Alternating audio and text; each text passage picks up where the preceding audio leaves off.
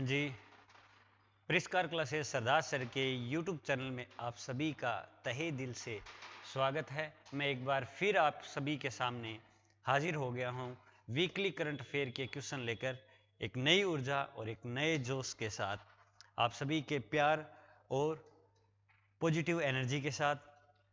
तो हम इस क्लास के अंदर जितने भी राजस्थान, इंडिया और वर्ल्ड के अंदर अपने एग्जाम से रिलेटेड घटनाएं होती है, उनसे रिलेटेड जो क्वेश्चन बनते हैं उनके बारे में डिस्कस करेंगे।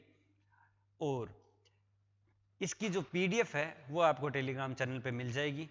उसमें टेलीग्राम चैनल में आपको जून 2022 से लेकर अब तक का टोटल करंट अफेयर है वो मेरे हाथों से लिखा हुआ है, हैंड रिटन नोट्स है, वो उस पर अवेलेबल है। तो आपको अगर थोड़ा पुराना भी करंट अफेयर चाहिए तो आप वहाँ जाकर है अपना पीडीएफ है वो डाउनलोड कर सकते हो।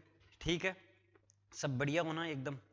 मैं एक बार फिर आपके सामने हाजिर हो गया हूँ एक प्यारे से कोट के सामने, जो आपको कोट दिखाई दे रहा है। देखो कितना प्यारा कोट। मैं आप सभी के सामने हमेशा एक पॉजिटिव कोट लेके आता हूँ। मैं आपको बोलता हूँ इस यूनिवर्स के अंदर हमारी वाइब्स कहीं ना कहीं क्या होती है, मैच होती है। इसीलिए मैं आपसे आपकी जो पॉजिटिव एनर्जी वो मेरे तक पहुँचती है और उसी के बदौलत मैं हंसता खेलता आप सभी के सामने हाजिर हो जाता हूँ। तो पढ़ें अपन, तो चलो पढ़ते हैं। आप सभी के सामने पहला और अपना प्यारा सा क्या है कोट है, जो देखिए कि अतीत वसव ऋतु परंतु पाठे स्मृत्यताम। मतलब कह रहा है कि अतीत को भूल जाओ लेकिन सबक को क्या रखो, याद रखो। अपने को पास्ट के अंदर कभी भी नहीं जीना। हर इंसान की लाइफ में कोई ना कोई ट्रेजेडी, कोई ना कोई दुर्घटना जरूर होती है। हमें उसको पकड़कर नहीं बैठना है, उससे कुछ सीखना है और सीख कर आगे बढ़ना है। भी अगर कहीं मान लो अपन ने कोई एग्जाम दिया, उस एग्जाम के अंदर हमसे कोई ओमार में या भी कोई भी गलती हो गई छोटी मोटी, तो बस उसका 2 या 3 दिन तक है वो अपने रखो कि हाँ मैंने ये गलती कर ली। अब ऐसे नहीं कि पकड़ के बैठ जाओ कि हाँ अब मेरा क्या होगा, होगा वही जो मंजूर खुदा होगा। बस हमें क्या लेना है, उस दुर्घटना से या उस ट्रेजेडी से हमें सबक लेना है। वक्त एक ऐसी चीज है जो हर घाव को भर देती है, बस उसमें थोड़ा सा वक्त लगता है, कितना ही बड़ा घाव क्यों ना हो वो भर जाता है। ठीक है ना। लेकिन हमें उसको क्या रखना है, पेशेंस बनाए रखना है, खुद पर विश्वास रखना है, पेशेंस बनाए रखना है और अपने इष्ट देव के प्रति क्या रखना है, विश्वास बनाए रखना है। ठीक है।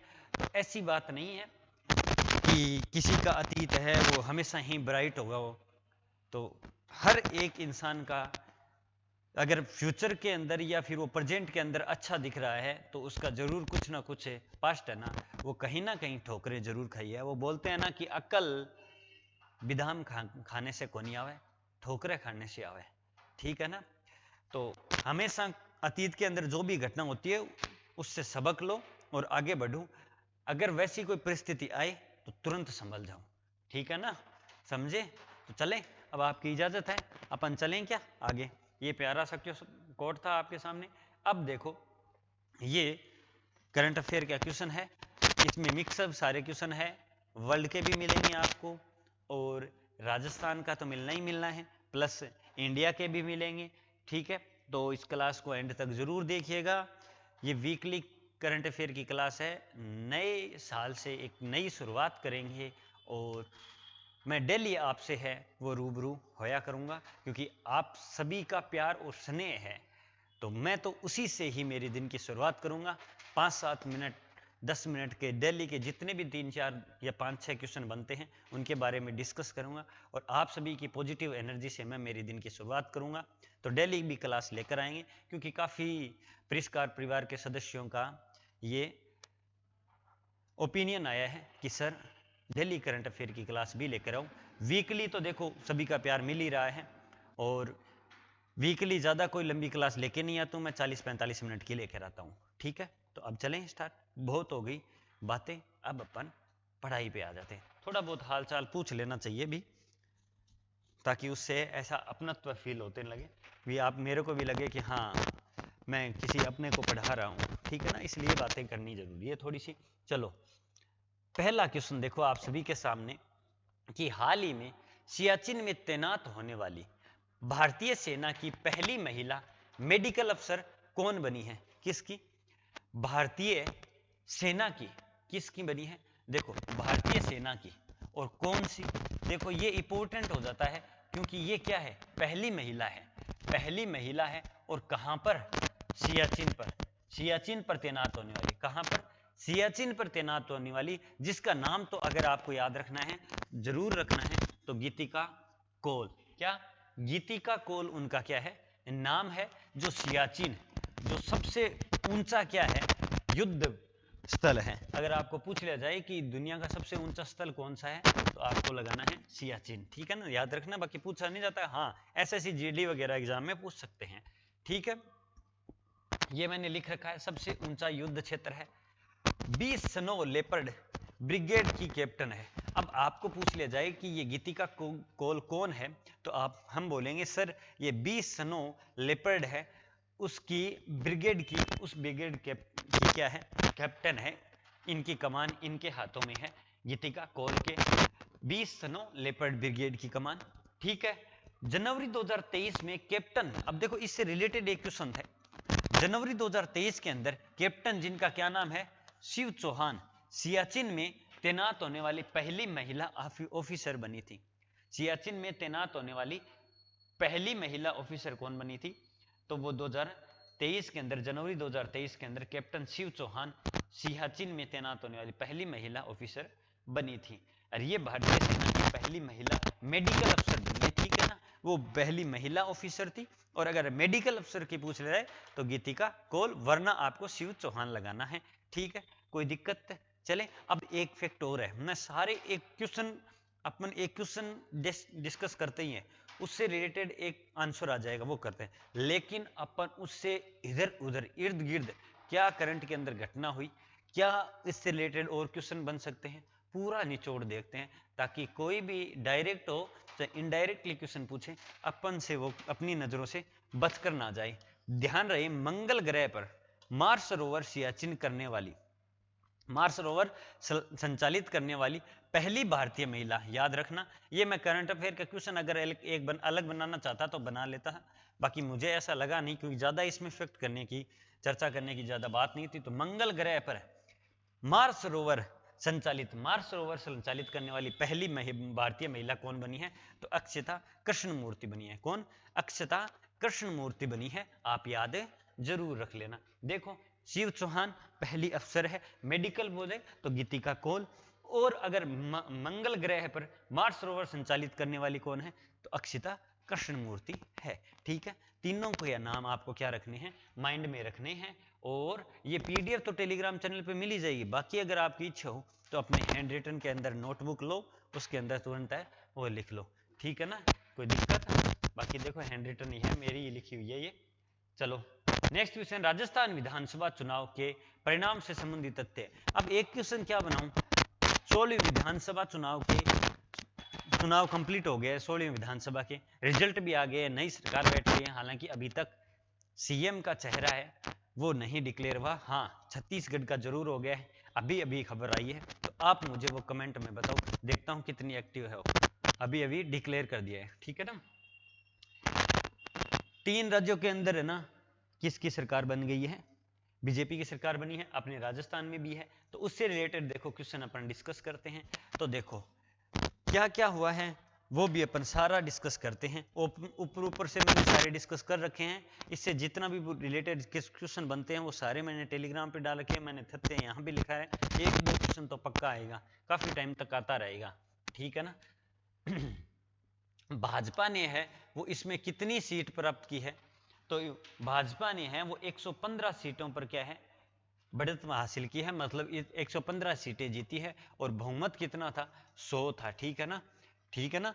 क्यों? क्योंकि जब 200 थी सीट तब 101 था, अब क्या हो गई थी, 199 सीट हो गई है, ठीक है। और जो एक पर स्थगित हुआ था उस पर चुनाव भी होगा जनवरी के अंदर, वो मैं क्वेश्चन लेकर आया हूं, आगे आपको क्वेश्चन मिल जाएगा।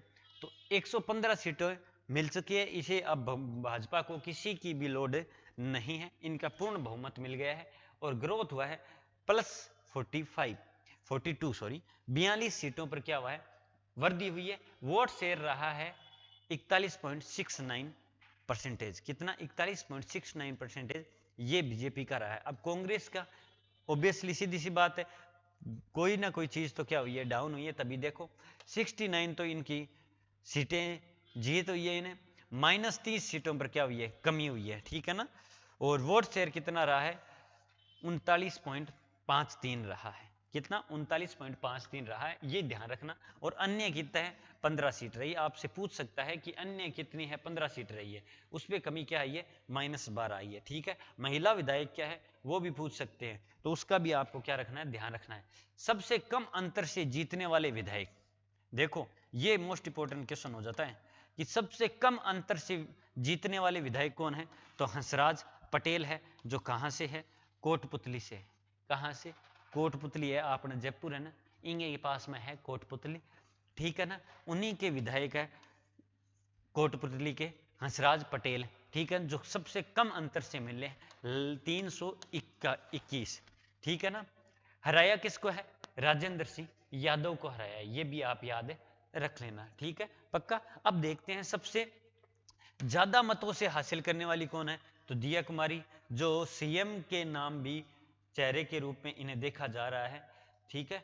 ये वैसे तो सवाई माधोपुर से है, वो क्या है, सांसद थी, लेकिन अब क्या है, विद्याधर नगर से ये क्या है, सवाई माधोपुर नहीं सॉरी, राजसमंद से ये सांसद थी। अब ये क्या है, वहां से इस्तीफा दे दिया क्योंकि अब विधायक बन गई और गुलाबी नगरी विद्याधर नगर से, ठीक है ना, ये विधायक बन गई। और ये लगभग कितने वोटों से है वो जीती है, तो वो अगर आपसे पूछ ले तो 75,000 के आसपास है, वो वोटों से वो जीती है। कुल महिला विधायक कितनी है, तो कुल महिला विधायक अगर आपको पूछ लिया जाए तो कुल महिला विधायक है वो इस बार है वो कमी हुई है, कुल महिला विधायकों में कमी हुई है। कितनी है, 20 टोटल इस बार है कुल महिला विधायक है, ठीक है ना। और टोटल महिलाएं खड़ी कितनी हुई थी सीट पर, तो 183 है वो महिलाएं हैं वो खड़ी हुई थी, जिनमें 20 को ही जीत मिली है। और लास्ट ईयर कितनी थी, 27 थी 15वीं विधानसभा के अंदर, ठीक है ना। और सबसे ज्यादा थी 14वीं विधानसभा के अंदर, ठीक है ना। ये गहलोत जी के कार्यकाल की सबसे ज्यादा महिलाएं थी इन कार्यकाल में, ठीक है ना। और इससे पहले कितनी थी, 14वीं आगे आपको पूछ लिया जाए तो सबसे ज्यादा महिलाएं किसमें थी, तो 14वीं विधानसभा के अंदर थी। कितनी थी, 28 महिलाएं थी, ठीक है, कोई दिक्कत। अब बताओ, देख लिया ना सारा क्वेश्चन, कौन कहां से जीता है, कहां हारा है, वो अपन डिस्कस अपने अपने क्षेत्र पर कर ही लिया। बाकी क्वेश्चन यहां से बन सकते हैं, ठीक है।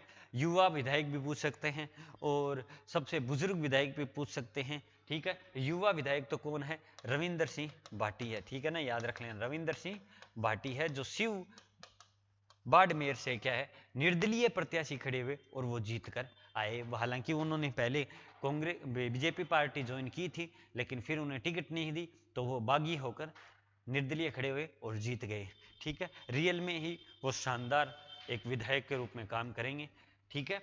नेक्स्ट क्वेश्चन है, राजस्थान की 16वीं विधानसभा 2023 में सबसे युवा विधायक का गौरव किसे प्राप्त हुआ है, तो रविंदर सिंह भाटी का, जो मैंने ऊपर ऑलरेडी बता दिया, ये नीचे क्वेश्चन आ गया। शिव विधानसभा पार्टी निर्दलीय है। और कालीचरण सराफ 8वीं बार क्या है, ये देखो कालीचरण सराफ है, ये जयपुर के अंदर मालवीय नगर है ना, मालवीय नगर विधानसभा से खड़े होते हैं और इन्होंने 8वीं बार है वो क्या है, जीत हासिल की है।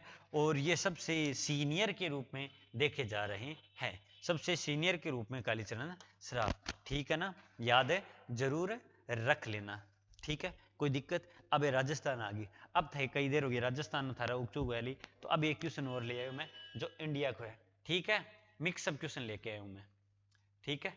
चलो मिक्सअप क्वेश्चन का अगला क्वेश्चन है अपना, हाल ही में भारत के 84वें ग्रैंड मास्टर कौन बने हैं, मोस्ट इंपोर्टेंट क्वेश्चन, लगा लो स्टार जनाब इसके, तो ये क्वेश्चन देखने को मिल सकते हैं क्योंकि अभी ईओ और आरओ का एग्जाम हुआ था, इसके अंदर उस टाइम लेटेस्ट कौन थे, 82वें ग्रैंड मास्टर थे, तो वो पूछे गए थे, ठीक है ना।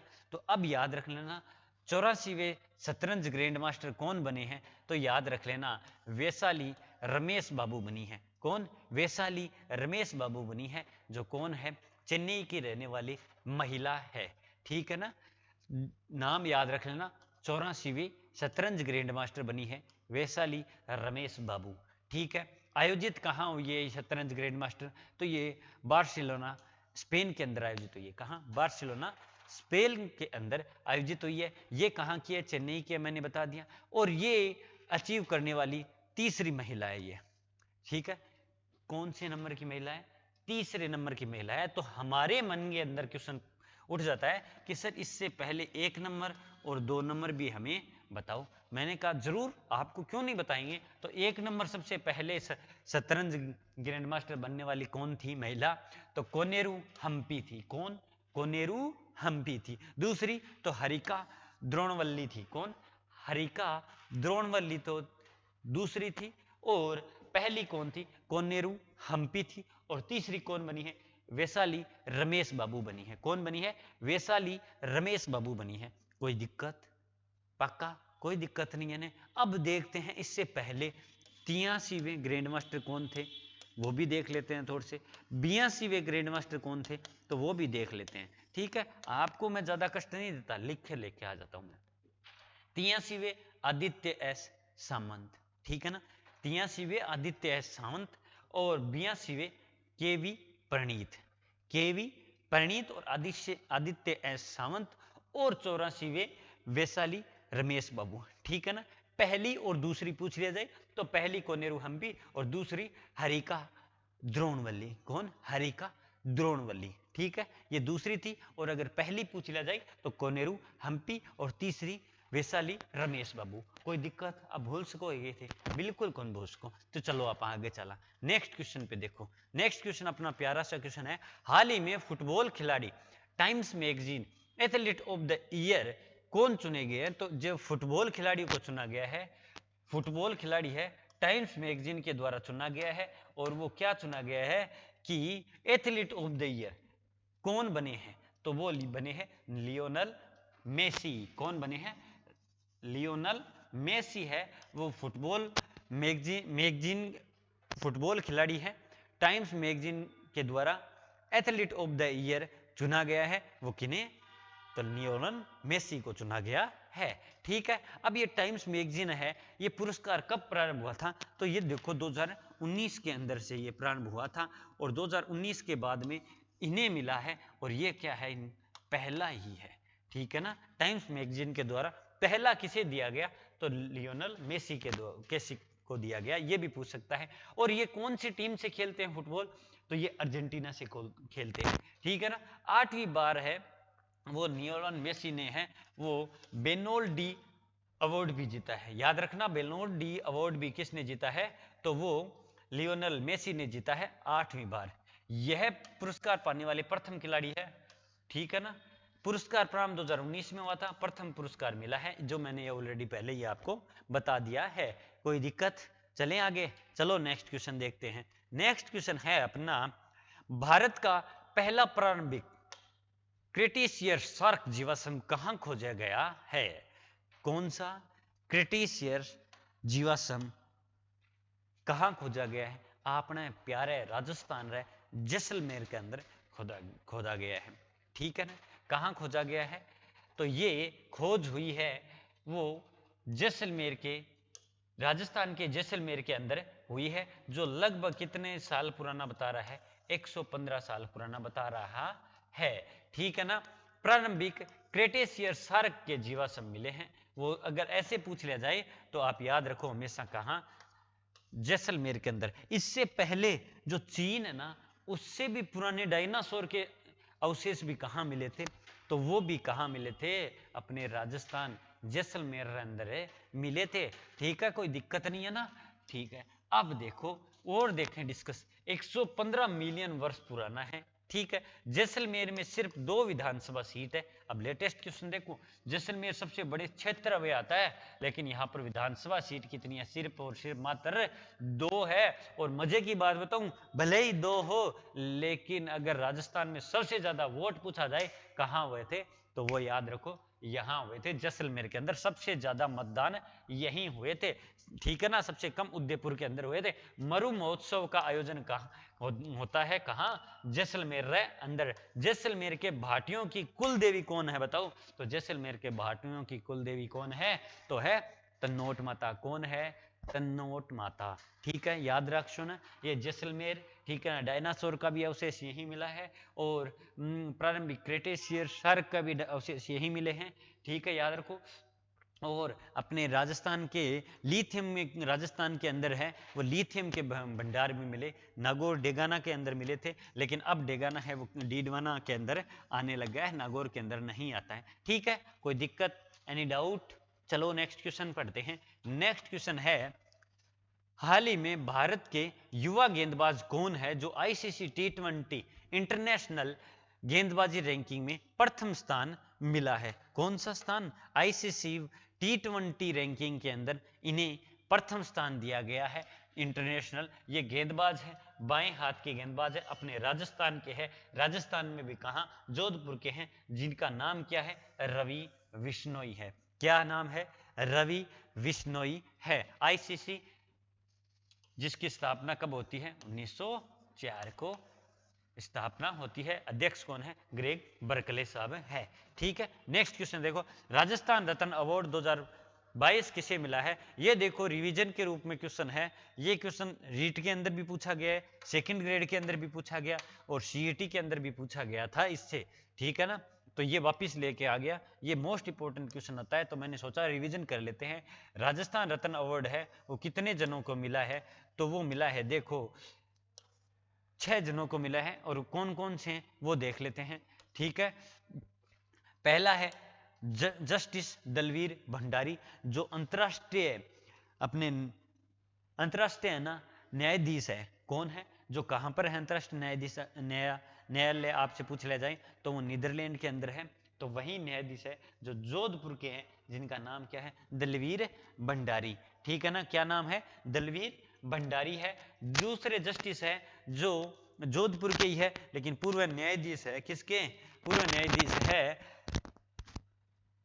सुप्रीम कोर्ट के, और जिनका नाम है आरएम लोढ़ा, जो कहां के हैं, जोधपुर के। कहां के हैं, जोधपुर के। लक्ष्मी निवास मित्तल आपने चूरू का है, ठीक है ना। अनिल अग्रवाल सिक्कर के हैं। अनिल अग्रवाल, ये वही अनिल अग्रवाल है जिनके नाम पर राजस्थान का सबसे बड़ा स्टेडियम बन रहा है, क्रिकेट स्टेडियम, जो क्या नाम दिया गया है, अनिल अग्रवाल स्टेडियम है।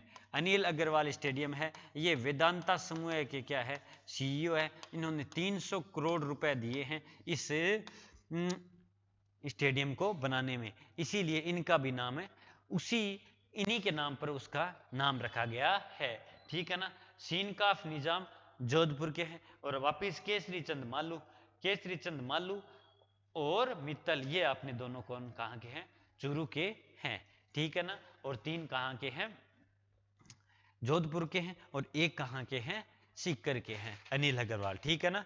राजस्थान के जयपुर के चौंक में बन रहा है, ठीक है ना। भारत का दूसरा सबसे बड़ा स्टेडियम और विश्व का तीसरा सबसे बड़ा स्टेडियम। भारत का सबसे बड़ा स्टेडियम आप सबको पता है अहमदाबाद के अंदर है, और जिसका नाम है नरेंद्र मोदी स्टेडियम, ठीक है। चलो नेक्स्ट क्वेश्चन देखते हैं।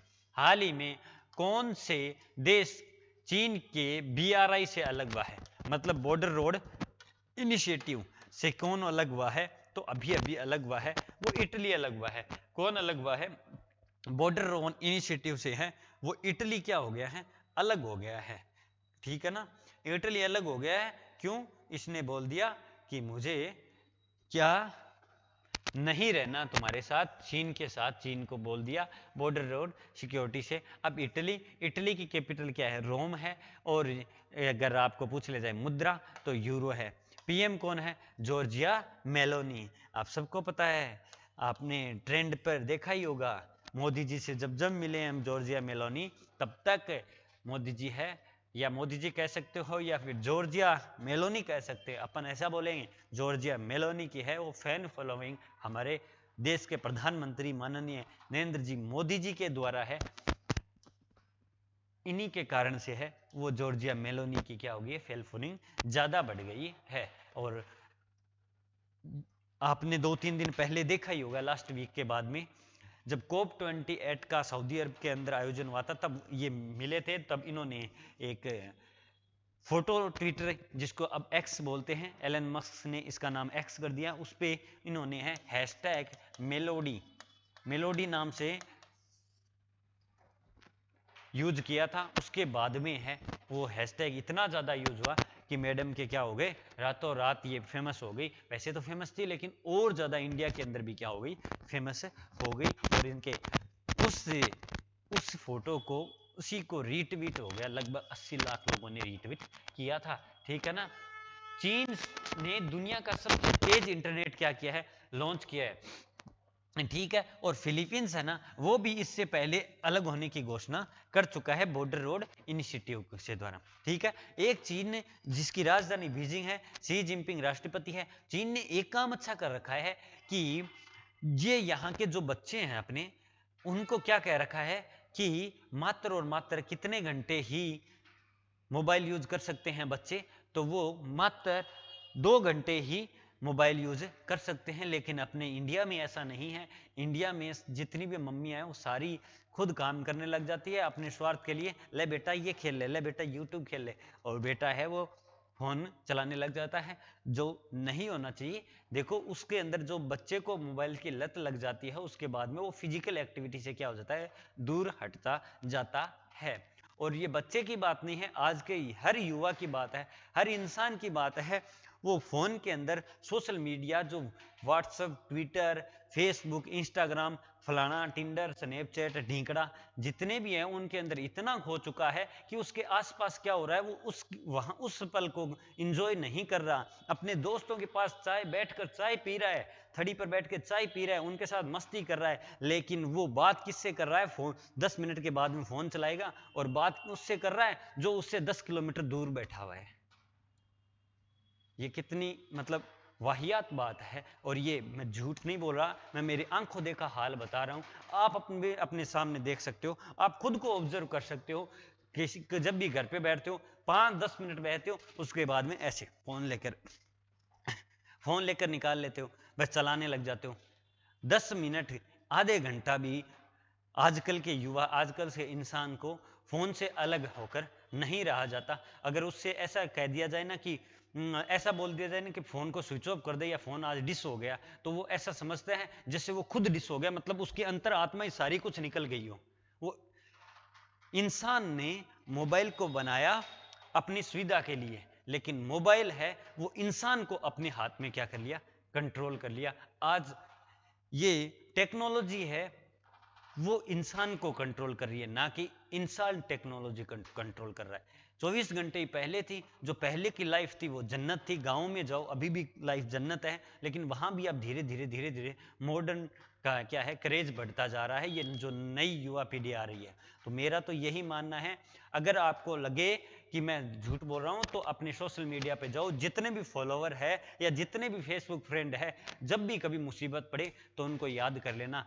आप एमपी के अंदर अभी देख लोगे, एमपी के आम आदमी की पार्टी में एक विधायक है, उनके मिलियन में फॉलोवर है, और उन्हें वोट कितने मिले हैं पता है क्या आपको? अभी विधायक सीट पे खड़ी हुई थी, मात्र 2000 वोट मिले, और मिलियन में उनके फॉलोवर है। तो वो क्या है, इल्यूजन की दुनिया है जो हम उसके अंदर खोए हुए रहते हैं, और फिजिकल एक्टिविटी अपने आसपास जो अपनी रियल दुनिया है उसको एंजॉय नहीं करते। ऐसा नहीं होना चाहिए। ठीक है ना। तो अपने आसपास खुद को सुधार करो, और अपने आसपास जो छोटे भाई बहन बच्चे हैं उनको भी थोड़ा सा इस फोन से क्या रखो, दूर रखो। बस हाँ, मैं ये नहीं कह रहा कि फोन से दूर हो जाओ, बिल्कुल, लेकिन फोन को थोड़ा सा क्या रखो, जरूरत के हिसाब से ही रखो। फोन को खुद कंट्रोल करो, ना कि फोन आपको कंट्रोल करे। ठीक है ना। लोगों को नींद तक नहीं आती रात को फोन चलाए बगैर। और मैं तो ये कहता हूं, जब भी रात को सो, फोन को थोड़ा दूर रखो, 2-4 फुट दूर रखो, और वाइब्रेट करके रखो, प्लस मोबाइल डेटा जरूर बंद करके रखो। ठीक है ना। वरना वो टुनुंग टुनुंग टुनुंग बाजता रहता है, और 5-6 घंटे की नींद लेते हो, वो भी आप आसानी से अच्छी नींद नहीं ले पाते हो। ठीक है ना। अब अपन आते हैं वापिस यहाँ पे, नेक्स्ट क्वेश्चन देखो, हाल ही में तेलंगाना के नए मुख्यमंत्री कौन बने हैं? तो तेलंगाना के नए मुख्यमंत्री कौन बने हैं? तो उन्मुल रेवंत रेड्डी बने हैं। कौन बने हैं? उन्मुला रेवंत रेड्डी बने हैं, जो कहाँ के हैं, तेलंगाना के हैं, और सीएम बने हैं, ठीक है ना। कांग्रेस सरकार यहाँ पर सिर्फ एक राज्य स्टेट में बनी है।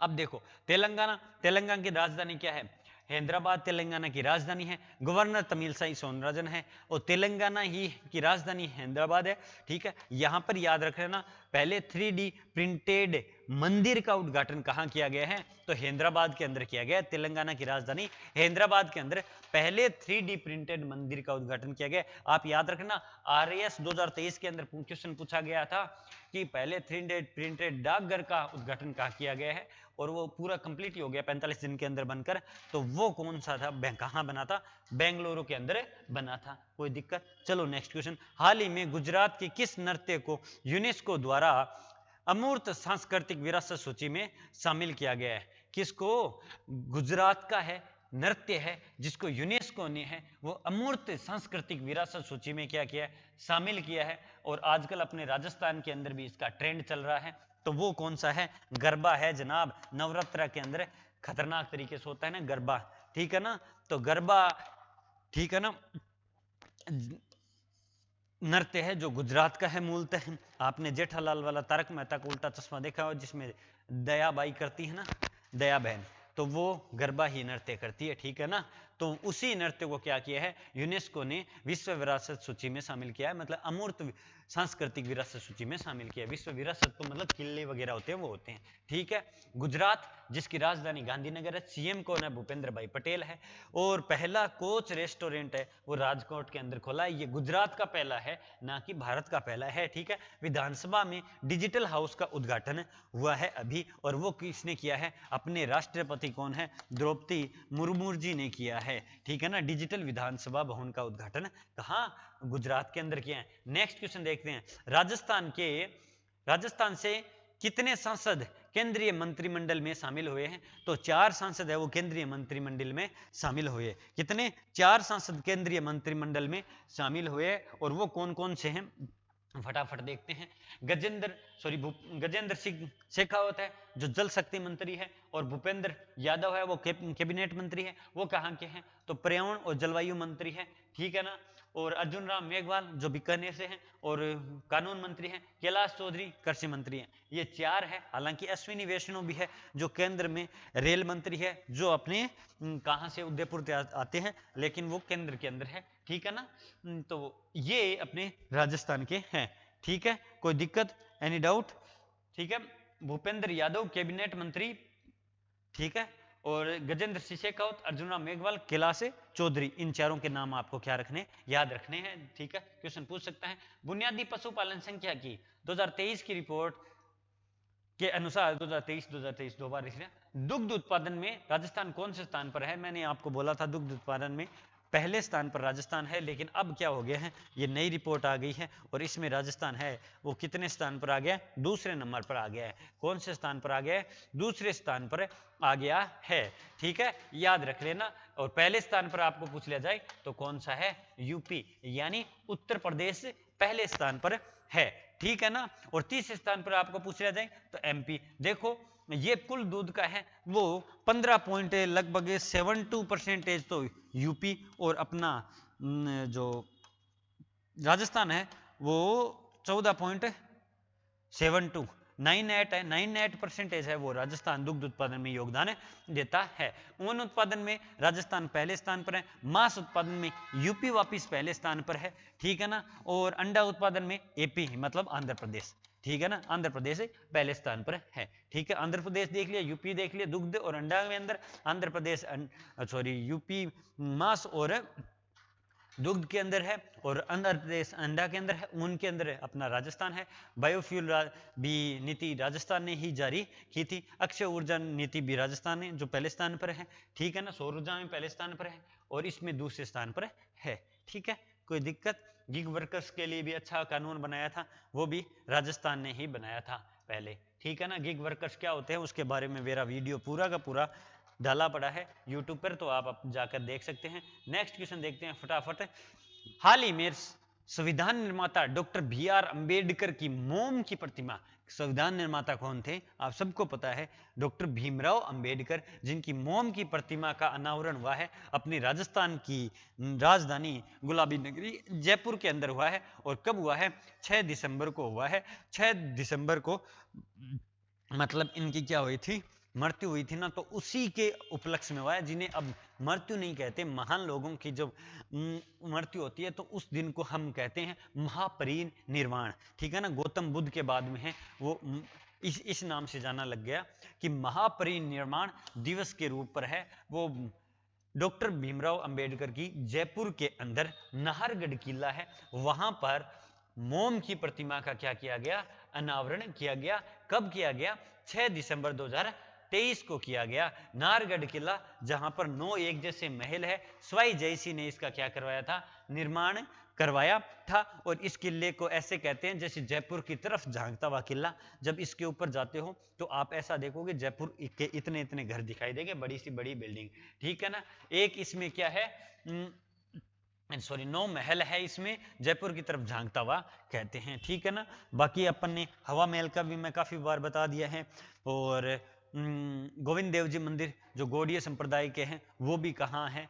तो वो अपने राजस्थान के अंदर जयपुर के अंदर है। और वल्लभ संप्रदाय का पूछा जाए राजसमंद के अंदर है, ठीक है ना, राजसमंद नाथ द्वारा के अंदर है। और उनके पीछे एक चित्रकला की गई है, उसी को अभी क्या मिला गया है? जीआई टैग मिल गया है। टोटल जीआई टैग अपने राजस्थान के अंदर कितने हो गए हैं? तो 21 जीआई टैग है, ठीक है ना।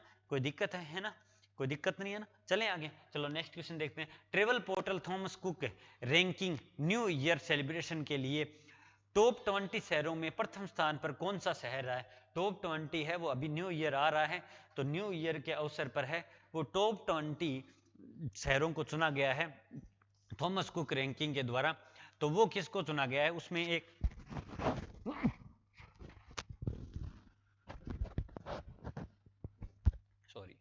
पहले स्थान पर कौन है? तो वो गोवा है। पहले स्थान पर कौन है? तो गोवा है। अब अपन ये भी देखते हैं, गोवा जिसकी राजधानी पणजी है, हेमंत बिस्वा शर्मा वहां के सीएम है, ठीक है। गोवा सबसे छोटा स्टेट है, ठीक है। 1983 के अंदर ये पूर्णतः हुआ था। और गोवा मुक्ति दिवस भी मनाया जाता है। 1961 के अंदर ये पुर्तगाल से क्या हुआ था? मुक्त हुआ था 19 दिसंबर को, ठीक है ना।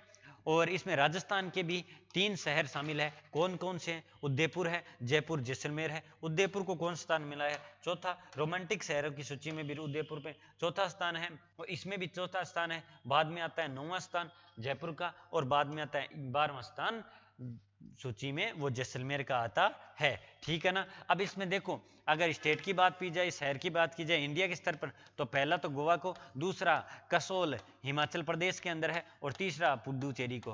कहाँ? कसोल हिमाचल प्रदेश दूसरा स्थान, पहला गोवा को, और तीसरा पुडुचेरी को। राजस्थान में पूछ लिया जाए तो उदयपुर, जयपुर और जैसलमेर। उदयपुर को चौथा, जैसलमेर को 12वां और जयपुर को 9वां सूची में स्थान दिया गया है। कोई दिक्कत? Any doubt? चलो नेक्स्ट क्वेश्चन की ओर प्रस्थान करते हैं। चलो, हाल ही में किस संप्रदाय के संत गोपाल दास जी महाराज का निधन हो गया है? देखो, गोपाल दास जी महाराज जो किस संप्रदाय से संबंधित थे? दादू संप्रदाय से संबंधित हैं। दादू संप्रदाय की मुख्य पीठ कहाँ है? नरेना, जयपुर के अंदर है। दादू दयाल जी ने इसकी स्थापना की थी, ठीक है। ये उसके कौन से पीठाधीश थे? तो ये उसके 20वें पीठाधीश्वर थे, और अभी 21वें पीठाधीश्वर है वो बन गए हैं, वो भी अपन डिस्कस करेंगे। तो ये याद रखना, दादू संप्रदाय इसका सही आंसर है, ये मैंने डिस्कस करवा दिया। और अब 21वें बने हैं ओम प्रकाश दास दादू मठ के 21वें पीठाधीश्वर होंगे। कौन से 21वें? ओम प्रकाश दास। ओम प्रकाश दास दादू मठ के 21वें पीठाधीश्वर होंगे, ठीक है। कोई दिक्कत? ये दादू दयाल जी ने इसकी स्थापना की थी। इनके 52 शिष्य थे, उन्हें 52 स्तंभ के रूप में जाना जाता है, ठीक है ना। याद रखने, ये जब अपन कला संस्कृति के अंदर एक प्यारा सा टॉपिक है। हाल ही में किस देश ने कालाजार का उन्मूलन किया है? किसका? कालाजार का उन्मूलन किया है वो बांग्लादेश ने किया है। किसने किया है?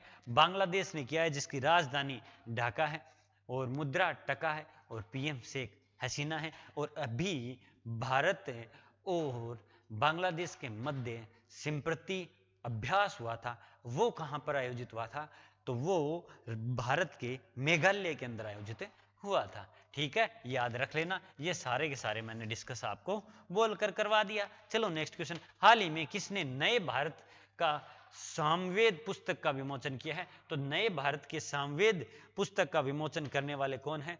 पूर्व राष्ट्रपति रामनाथ कोविंद जी ने इसका क्या किया है?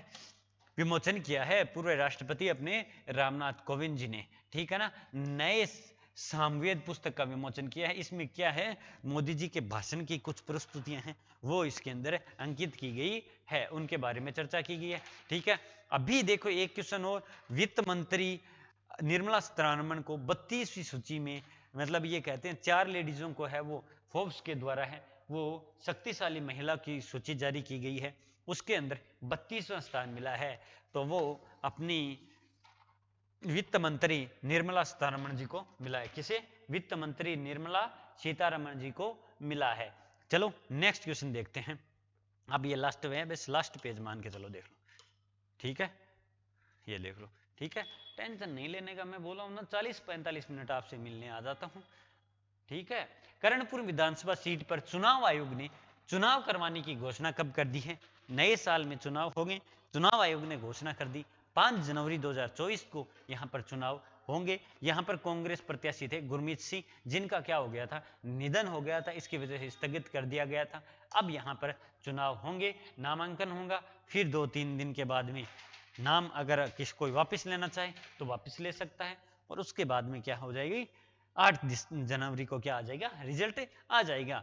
ठीक है, केंद्र सरकार के आवासन एवं शहरी कार्य मंत्रालय ने India smart city award concentrate 2022 जारी करने के प्रथम स्थान पर कौन रहा है? देखो प्रथम स्थान पर कौन सा शहर रहा है? तो प्रथम स्थान पर मध्य प्रदेश रहा है। ठीक है ना, कॉन्टेस्ट है ना, कॉन्टेस्ट 2022 का कॉन्टेस्ट है, इसमें प्रथम स्थान पर कौन रहा है? एमपी रहा है। राजस्थान का अगर आपको इसमें स्थान पूछ लिया जाए तो तीसरा स्थान रहा है। राजस्थान का कौन सा स्थान? राजस्थान का तीसरा स्थान, एमपी का पहला स्थान, और शीर्ष में शहर अगर पूछ लिया जाए तो इंदौर, वो भी एमपी का है, और स्वच्छता की रैंकिंग में ये 34वीं बार है वो पहले स्थान पर आया है। याद रखा, राजस्थान के चारों शहरों को शीर्ष रैंकिंग, मतलब उदयपुर, अजमेर, जयपुर, कोटा, उदयपुर, अजमेर, जयपुर, कोटा, उदयपुर, अजमेर, जयपुर, कोटा। अभी अपन ने उदयपुर और जयपुर और शहरों की सूची देखी थी जैसलमेर की। ठीक है, वापिस उदयपुर आ गया है, उदयपुर, अजमेर, जयपुर, कोटा। ठीक है, याद रख लेना। कोई दिक्कत है तो बताओ। बिल्कुल, मुझे लग रहा है कोई दिक्कत नहीं है। ठीक है, फिर भी दिक्कत हो तो कमेंट नाम की भी एक चीज है, वो आपको हाजिर है, आप अपने ओपिनियन है वो रख सकते हो। ठीक है ना। हाल ही में पुरुष वॉलीबॉल क्लब विश्व चैंपियनशिप 2023 का आयोजन कहाँ किया गया है? तो पुरुष चैंपियनशिप 2023 का आयोजन है वो भारत के अंदर किया गया है। याद रख लेना, ये अच्छा क्वेश्चन है एसएससी वालों, सीपीओ वालों, सुन लो। 2023 में आयोजन हुआ है और आयोजित होगा वो भारत के अंदर होगा। भारत को मलेशिया ने वीजा मुक्त अनुमति, यात्रा करने की अनुमति दे दी है, यानी मलेशिया के अंदर भारत से कोई भी जा सकता है वीजा मुक्त। ठीक है ना, भारत की आइडेंटिटी होनी जरूरी चाहिए। भारत सोशल मीडिया के लिए स्पर्श आयु सत्यापन योजना बना रहा है, मतलब भारत है वो सोशल मीडिया के लिए है सर्प्स बोलते हैं इसको, आयु सत्यापन योजना बना रहा है। ये नई योजना, इसके बारे में अपन डिस्कस करेंगे। भारत आईसीसी के तीनों फॉर्मेट में प्रथम स्थान पर है। ठीक है, कोई दिक्कत? और अपना भारत, प्यारा भारत, महान भी है। ठीक है, चलो नेक्स्ट क्वेश्चन। हाल ही में दुनिया के सबसे बड़े प्रायोगिक परमाणु फ्यूजन रिएक्टर J1 60SA का अनावरण किस देश ने किया है? तो 60SA का अनावरण है वो जापान ने किया है। किसने किया है? जापान ने किया है, जिसकी राजधानी टोक्यो है। अभी टोक्यो के अंदर पैरा ओलंपिक हुए थे और सारे पैरा ओलंपिक भी हुए थे और नॉर्मल ओलंपिक भी हुए थे। कहाँ? जापान के अंदर ही हुए थे, टोक्यो के अंदर। इनके पीएम कौन है? फुमियो कसीदा है। कौन है? फुमियो कसीदा है। ठीक है ना। अगला चांद मिशन है वो इसरो के द्वारा है, वो सहयोग लिया जा रहा है। वो किससे सहयोग लिया रहा है? वो जापान के द्वारा ही सहयोग दिया जा रहा है इसरो को। इसरो सहयोग ले रहा है, मतलब इन दोनों के बीच में वार्तालाप हुआ है। ठीक है ना। अगला मंगल मिशन है, ठीक है ना, चांद मिशन है। कौन सा? चांद मिशन है। ठीक है, कोई दिक्कत? चलो नेक्स्ट क्वेश्चन कोनी। अब ये पूरे पूरे तथ्य है जो अपन देख लेते हैं। अभी एक विधेयक पारित हुआ है जम्मू कश्मीर का, जिसमें क्या है, विधानसभा वहाँ की सीटें हैं वो बढ़ गई है। पहले जम्मू के अंदर 37 थी, अब वहाँ पर 43 हो गई है।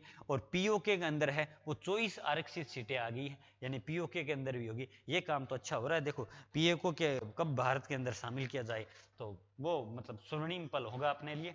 कश्मीर में 46 सीटें थी पहले, अब वहाँ पर 47 हो गई। और जम्मू में कितनी थी? 37 थी, अब 43 हो गई। ठीक है ना, जम्मू एंड कश्मीर है, ठीक है ना, लद्दाख भी है, अलग अलग है। पीओके 24 सीटें आरक्षित थी। और जलवायु परिवर्तन सूचकांक में भारत कौन से स्थान पर रहा है? 7वें स्थान पर रहा है। ठीक है, याद रखोगे। ये अपनी थी क्लास, जो वीकली करंट अफेयर की क्लास थी। आई होप आपने इस क्लास को एंजॉय किया होगा, पसंद आई है। अगर पसंद आई है तो अपने प्यारे दोस्तों के पास शेयर जरूर कीजिएगा। और अगर पसंद नहीं आई तो अपनी राय कमेंट बॉक्स में बताइएगा कि सर इस वजह से ये क्लास हमें अच्छी नहीं लगी। बाकी प्यार मोहब्बत आप सभी की पॉजिटिव एनर्जी वो अच्छी मिल रही है। आप ऐसे ही प्यार और सपोर्ट बनाए रखिएगा। मैं आपके सामने हंसता खेलता मुस्कुराता हुआ हाजिर हो जाऊंगा। वीकली करंट अफेयर का निचोड़ और नए साल से अपन डेली करंट अफेयर भी लेकर आएंगे। सुबह सुबह में मेरे दिन की शुरुआत है वो आपकी हंसी और आपकी पॉजिटिव एनर्जी से ही करूंगा। ठीक है, कोई दिक्कत? सब कुशल मंगल है। अब मैं आपसे आज्ञा लेता हूं। किसी भी टॉपिक पर कोई आपकी इच्छा हो कि सर इस टॉपिक पर वीडियो बनाए तो देखो मैं बना लूंगा, आप कमेंट कर दीजिएगा। ठीक है ना, वो कोशिश मैं मेरा बेस्ट देने की पूरी कोशिश करूंगा। ठीक है, कोई दिक्कत? अब वापस मिलते हैं नेक्स्ट संडे को। तब तक हंसते रहो, मुस्कुराते रहो, इस प्यारी सी जिंदगी को जीते रहो कि मिले अगर कोई बेसहारा तुझे तो उसे सहारा देकर अच्छे कर्म कमाते रहो। ठीक है, कोई दिक्कत? अब मैं आपसे आगे लेता हूं। तब तक के लिए जय हिंद, जय भारत, धन्यवाद।